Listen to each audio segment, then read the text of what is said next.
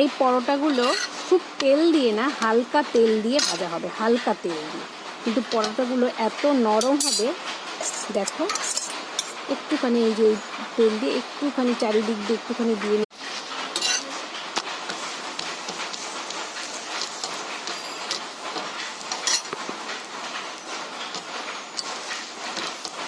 এখানে সবাই হালকা তেলেই এই পরোটাগুলো ভেজেছি। দেখো 10খানা পরোটা ভাজলাম, অর্ডার আছে 10টা পরোটা নেবে। দেখো হালকা তেল দিয়ে, খুব বেশি তেল দিয়ে পরোটাগুলো দেখো নরম হয়েছে কি, দেখো পরোটাগুলো এত নরম হয়েছে, দেখো দেখো কি নরম, হালকা তেল, বেশি তেল দিয়ে, ঠিক আছে। পরোটাগুলো কিন্তু খুব ভালো হয়েছে।